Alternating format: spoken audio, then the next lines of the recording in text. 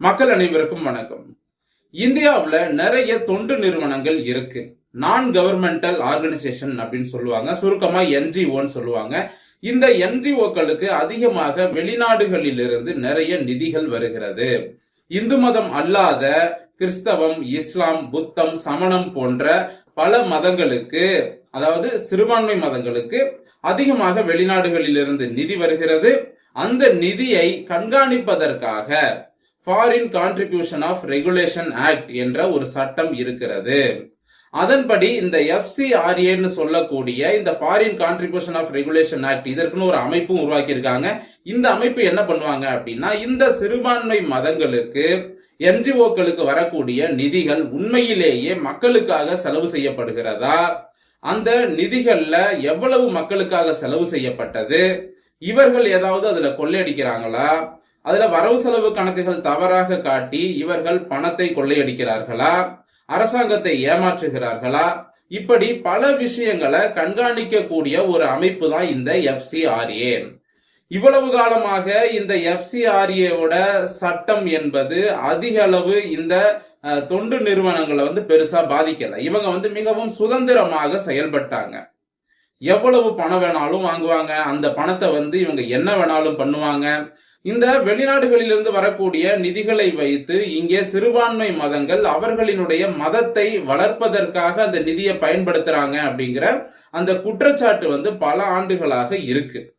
வெளிநாடுகளிலிருந்து உதவி செய்யறோம், ஏழை குழந்தைங்களை படிக்க வைக்கிறோம், அனாத ஆசிரமம் நடத்துறோம், இப்படி பல்வேறு காரணங்களை காட்டி வெளிநாடுகளிலிருந்து நிதிகளை வாங்குறாங்க. அப்படி வாங்கிய நிதியை இங்கே மதமாற்றத்திற்காக பயன்படுத்துகிறார்கள் என்ற குற்றச்சாட்டு தொடர்ச்சியா இருக்கு. அதன்படி மத்திய அரசு என்ன பண்ணாங்க அப்படின்னா, வெளிநாடுகளிலிருந்து அதிகமாக நிதி வாங்கக்கூடிய என்ஜிஓக்கள் அவங்களோட லிஸ்டை எடுத்து இதுல அளவுக்கு அதிகமாக, அதாவது அளவுக்கு அதிகம்னா எப்படின்னா, இப்ப பாத்தீங்கன்னா அந்த ட்ரஸ்ட்ல மெம்பர்ஸ்னு பாத்தீங்கன்னா பெருசா இருக்கவே மாட்டாங்க. ஒரு 100ல இருந்து 500 பேருக்குள்ளதான் இருப்பாங்க. ஆனா கிட்டத்தட்ட ஒரு 1000 கோடி, 2000 கோடி, 3000 கோடி அந்த மாதிரி எல்லாம் நிதிகள் அப்படிங்கிறது வரும். இப்படி குறைவான மெம்பர்ஸ் இருப்பாங்க, அதிகமான செயல்பாடுகளும் இருக்காது. ஆனா நிதி மட்டும் 1000 கோடி 2000 கோடி உள்ள வந்துகிட்டே இருக்கும். இப்ப உங்களுக்கு புரியும்படி சொல்லணும் அப்படின்னா, ஒரு சர்ச் இருக்கு அப்படின்னா ஒரு சர்ச்சுக்கும் பாத்தீங்கன்னா தனித்தனியாக ட்ரஸ்ட் இருக்கும். அந்த ட்ரஸ்டுக்கு ஏகப்பட்ட நிதிகள் வெளிநாடுகளிலிருந்து வரும். அந்த சர்ச்சில் இருக்கக்கூடிய மெம்பர்ஸோட எண்ணிக்கையை பார்த்தோம் அப்படின்னா 100 கணக்குல தான் இருக்கும். ஆனா நிதி மட்டும் பாத்தீங்கன்னா கோடி கணக்குல வரும். அப்படி மெம்பர்ஸோட எண்ணிக்கை மிக குறைவா இருக்கு. ஆனா நிதி மட்டும் பல ஆயிரம் கோடிகள் வருது. அப்ப இந்த நிதியை இவர்கள் என்னதான் செய்கிறார்கள்? உண்மையிலேயே ஏழை மக்களை படிக்க வைக்கிறாங்களா, அனாதை குழந்தைகளை வளர்க்கிறாங்களா, அல்லது நலிவடைந்த மக்களுக்கு உண்மையிலேயே உதவி பண்றாங்களா? அப்படியே பார்த்தாலும் அந்த ட்ரஸ்ட்ல இருக்கக்கூடிய மெம்பர்ஸ் மூலமாக உதவிகள் செய்தாலும் இவ்வளவு பணம் செலவாகாதே. இப்படி நிறைய சந்தேகங்கள் நம்ம மத்திய அரசுக்கு எழுந்தது. எதற்காக இப்படி அபரிவிதமாக பல ஆயிரம் கோடிகள், பல லட்சக்கணக்கான கோடிகள் என்பது இந்தியாவுக்குள்ள வெளிநாட்டு நிதி என்ற பெயரில் உள்ளே வருகிறது? இதனால இதை தடுக்கணும் அப்படின்னு சொல்லிட்டு இதற்கான புதிய சட்ட திருத்தங்கள்லாம் கொண்டு வந்திருக்கிறாங்க. அதன்படி பாத்தீங்கன்னா கடந்த சில ஆண்டுகளாகவே, அதாவது நரேந்திர மோடி அவர்கள் ஆட்சிக்கு வந்ததுல இருந்தே வெளிநாடுகளிலிருந்து வரக்கூடிய நிதிகளை தடுத்து வச்சிருந்தாரு. ஏன்னா இந்த நிதிகள் மூலமாக சட்டவிரோத செயல்கள் அதிகமா இங்க செய்யறாங்க. அரசாங்கத்திற்கு எதிராக இளைஞர்களை மூலச்செலவு செஞ்சு இந்த பணத்தின் மூலமாக நிறைய அரசாங்கத்துக்கு எதிரான போராட்டங்களை தூண்டி விடுறாங்க. அரசாங்கத்தினுடைய நலத்திட்டங்களை முடக்குவதற்கும் மக்களுக்கு, அதாவது அரசாங்கத்துக்கு எதிராக மக்களை திசை திருப்புவதற்கும் இந்த நிதியை முறைகேடா பயன்படுத்துறாங்கிற குற்றச்சாட்டு ரொம்ப வருஷமாவே இருக்கு.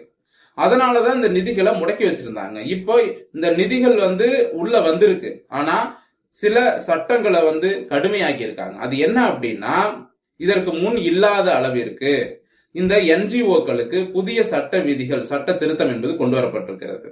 5 ஆண்டுகளுக்கு ஒரு முறை உங்களுக்கு எவ்வளவு நிதி வந்தது, அந்த நிதியை நீங்கள் எவ்வளவு செலவு செஞ்சீங்க, எதற்காக செலவு செஞ்சீங்க, இப்போ மீதி பணம் உங்ககிட்ட எவ்வளவு இருக்கு, எப்படி இந்த பணத்தை செலவு செய்தீர்கள், இப்படி அனைத்திற்குமான வரவு செலவு கணக்குகளை 5 ஆண்டுகளுக்கு ஒரு முறை FCRA-விடம் நீங்கள் சமர்ப்பிக்க வேண்டும் என்று என்ஜிஓக்களுக்கு ஒரு உத்தரவு போடப்பட்டிருக்கிறது. அதே போல அடுத்த உத்தரவு என்ன அதாவது அடுத்த சட்ட திருத்தம் என்ன அப்படின்னு பாத்தீங்கன்னா, 5 ஆண்டுகளுக்கு ஒரு முறை உங்களுடைய என்ஜிஓக்களை நீங்கள் புதுப்பிக்க வேண்டும், ரினிவல் பண்ணணும். அப்படி ரினிவல் பண்ண தவறிட்டீங்க அப்படின்னா அந்த என்ஜிஓ என்பது மத்திய அரசுக்கு சொந்தமாக மாறிவிடும். அந்த என்ஜிஓக்கு கீழே இருக்கக்கூடிய சொத்துக்கள், அந்த என்ஜிஓவினுடைய வங்கி கணக்கில் இருக்கக்கூடிய பணம், அந்த என்ஜிஓக்கு கீழே சொத்துக்கள் அப்படின்னா ஸ்கூல் இருக்கும், காலேஜ் இருக்கும், நிறைய சர்ச்சஸ் இருக்கும். அதே போல இப்ப இஸ்லாம் மதம் அப்படின்னா நிறைய மசூதி இருக்கும், அவங்க மதம் சார்ந்த நிறைய பள்ளிக்கூடங்கள், கல்லூரிகள் இருக்கும். அதே போல நிறைய மதரசாக்கள் இருக்கும். சோ இது எல்லாமே பாத்தீங்கன்னா வெளிநாட்டு நிதியில் அதிகமாக இயங்குகிறது. 5 வருஷத்துக்கு ஒரு தடவை நீங்க ரினிவல் பண்ணல அப்படின்னா அனைத்தும் மத்திய அரசுக்கு சொந்தமாக மாறிவிடும். மீண்டும் உங்களால் அந்த சொத்துக்களையோ, அந்த ட்ரஸ்டையோ, அந்த கல்வி நிறுவனங்களையோ உங்களால திரும்ப பெற முடியாது. அதுதான் இந்த FCRAவின் புதிய சட்ட திருத்தம். சோ இப்படிப்பட்ட ஒரு சட்ட திருத்தத்தை மத்திய அரசு தற்பொழுது கொண்டு வந்திருக்கிறாங்க. எதற்காக கொண்டு வந்தாங்க அப்படின்னா, கல்வி நிறுவனங்கள் மூலமாக அதிகமாக மதமாற்றம் என்பது இந்தியாவுல நடக்குது. அதற்கு காரணமே இந்த வெளிநாடுகளிலிருந்து வரக்கூடிய நிதியை வைத்து இங்கே மதமாற்ற வேலை செய்யக்கூடிய என்ஜிஓக்கள் தான் அப்படின்னு நிறைய குற்றச்சாட்டுகள் இருக்கு. அது மட்டும் இல்லாம ஏழை குழந்தைகளை படிக்க வைக்கிறோம், அனாதை குழந்தைகளை படிக்க வைக்கிறோம், மக்களுக்கு நலத்திட்ட உதவிகளை செய்யறோம்னு சொல்லி பல ஆயிரம் கோடிகள் வெளிநாடுகளிலிருந்து நிதியா வாங்கி அந்த சர்ச்சில் இருக்கக்கூடிய அல்லது குறிப்பிட்ட மதரசா இதுல இருக்கக்கூடிய அந்த மெம்பர்ஸ் இருக்காங்க பாத்தீங்களா, ட்ரஸ்ட் மெம்பர்ஸ் சொல்லுவாங்க. அந்த ட்ரஸ்ட் மெம்பர்ஸ் என்ன பண்ணுவாங்கன்னா பல ஆயிரம் கோடிகள் பணத்தை பிரிச்சுப்பாங்க, இவங்க அவங்களுடைய சொத்துக்களா மாத்திப்பாங்க. அந்த பணத்துல இவங்க சொகுசு வாழ்க்கையை அனுபவிப்பாங்க. இப்ப ஒரு சர்ச்சில் பாத்தீங்கன்னா முக்கியமா ஒரு 100 பேர் தான் மெம்பரா இருப்பான் அப்படின்னா அங்க ஒரு 1000 கோடி வருது அப்படின்னா அந்த 100 பேரும் என்ன பண்ணுவாங்க, அந்த 1000 கோடியை பிரிச்சுப்பாங்க. பிரிச்சுக்கிட்டு அந்த 1000 கோடியில இவங்க காரு, பங்களான்னு சொகுசு வாழ்க்கை வாழ்வாங்க.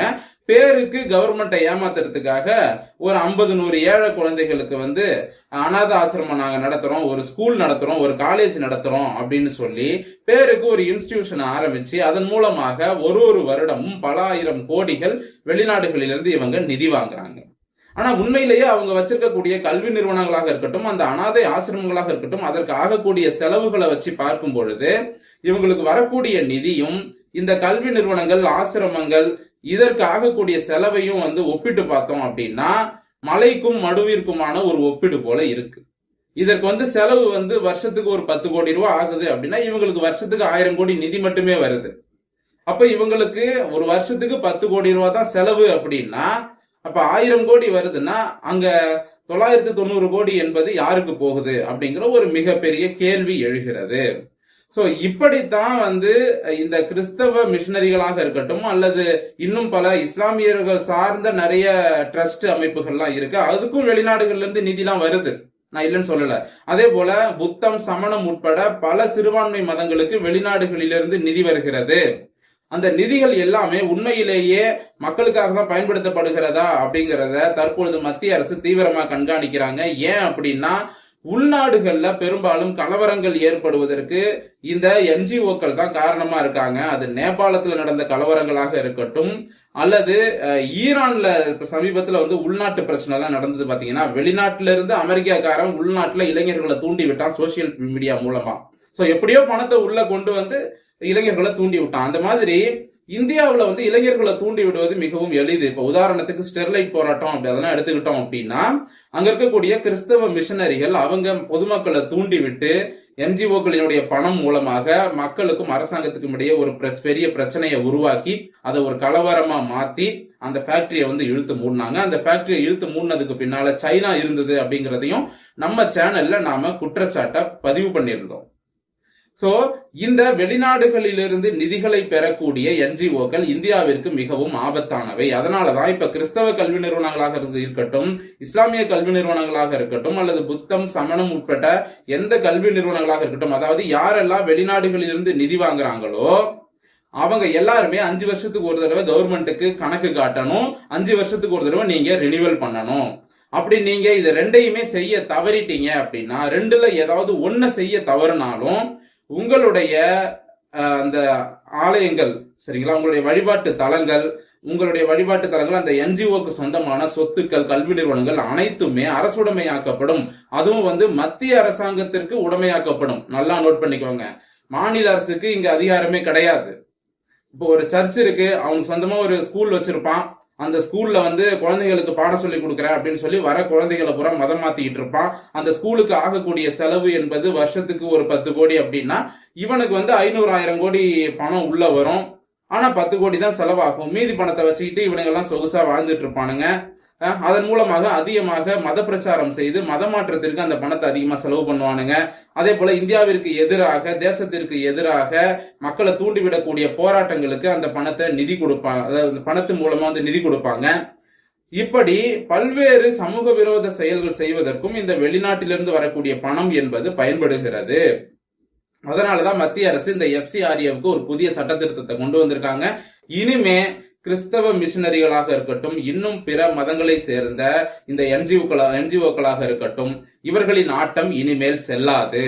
நீங்க ரினிவல் பண்ணல, இல்ல கணக்கு காட்டல அப்படின்னா உங்களுடைய சொத்துக்கள், கல்வி நிறுவனங்கள், வழிபாட்டு தலங்கள் உட்பட அனைத்துமே மத்திய அரசு உடைமையாக்கப்படும் என்பதை சொல்லிக்கொண்டு இந்த பதிவை நான் முடித்துக் கொள்கிறேன். மீண்டும் அடுத்த நல்ல பதிவோடு உங்களை வந்து சந்திக்கிறேன். நன்றி, வணக்கம்.